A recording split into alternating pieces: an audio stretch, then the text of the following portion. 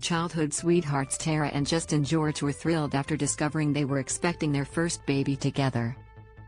The couple, from the US, sent ultrasound pictures to friends and family, and named their son Griffyn.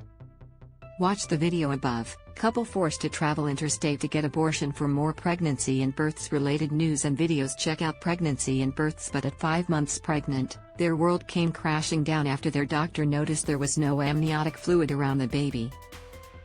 The couple was told the pregnancy posed 2 major issues. The first was that the baby would either be stillborn or live for only a few hours, and carrying him to term would risk Tara's life, as the expectant mom had medical issues which could prove fatal to her. So the pair made a heartbreaking decision to get an abortion. Eventually, the couple was forced to travel out of state for the termination, because of local Ohio laws prohibiting terminations. Before terminating the pregnancy, the couple was over the moon after Tara, 34, fell pregnant. Justin, a 33-year-old sports podcaster, was so ecstatic about becoming a first-time dad, he bought his son onesies with logos of his beloved Cleveland teams. All I could think of was just hanging out watching sports, taking him to games, just having fun, somebody to play with, Justin said. Just doing everything a dad would do with his son. We were so excited. Tara said they had already picked a date for the baby shower, and were really looking forward to it. But when Dr. Mae Winchester did an ultrasound, the couple knew their baby was in trouble. The tests showed the baby was in kidney failure and had multiple heart defects, with medical records coldly describing as lethal fetal anomalies. Tara was 20 weeks pregnant. Carrying the baby. One option was to carry on with the pregnancy.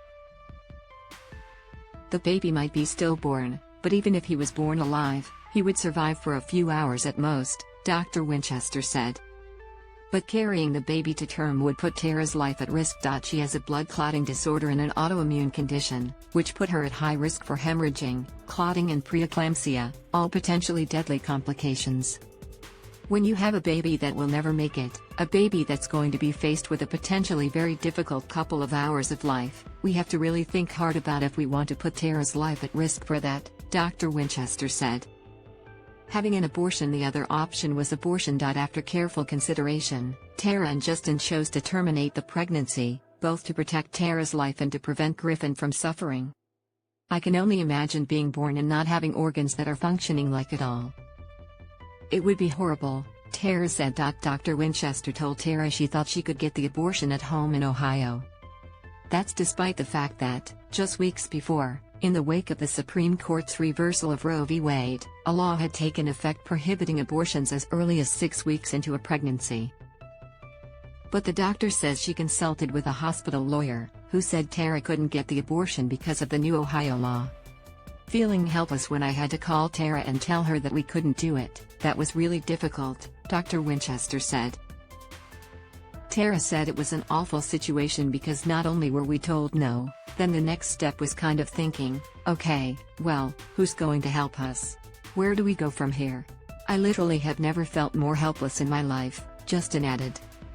Dr. Winchester then reached out to colleagues in nearby states to find a place as close as possible where Tara could get the procedure. That process took several days, partly because abortion laws in neighboring states were in flux. She had to wait, Dr. Winchester said.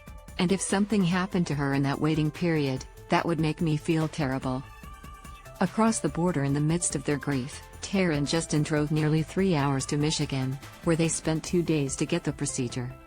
Justin told jokes and sang songs to keep Tara's spirits up, but he knew it was no use. It was devastating, he said. They had to pay for a hotel and they lost days of pay from her work as a hairstylist and his work as a quality manager at a steel factory.